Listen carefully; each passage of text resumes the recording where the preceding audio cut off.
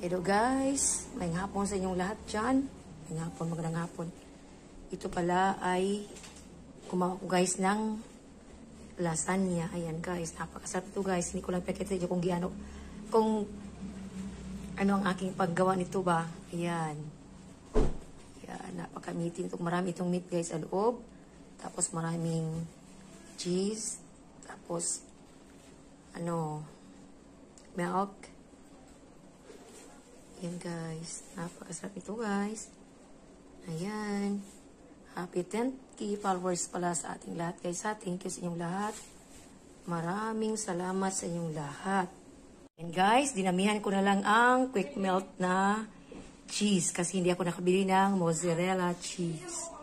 Ayan, kaya dinamihan ko na siya guys para mamaya napakasarap nitong aking lasagna. Ayan, mamaya na lang din. Makita natin ang resulta nito guys. Ayan. Meron itong basil na basil leaves. Ayan, yung mga parang black guys ba, basil yan. Ground basil. Ayan siya.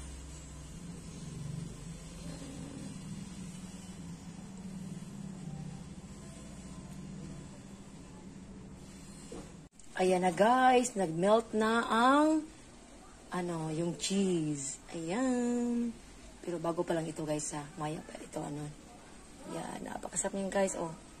Napakarami na aking ginawa. Oh, malaki kasi ang nilagyan ko. Ayan. Ayan na guys, ang ating lasagna. Parang luto na siguro ito guys or konti pa ng isang mga pa siguro ito guys, mga 10 minutes pa. Ayan. Ayan na guys, malapit na. Ayan, kasi natawag na siya guys. Oh. Bukal-bukal na ba? Ayan, kunti na lang yan. Ayan, kunti na lang. Parang luto na nito eh. Ayan na. Ayan na guys, ang ating lasagna.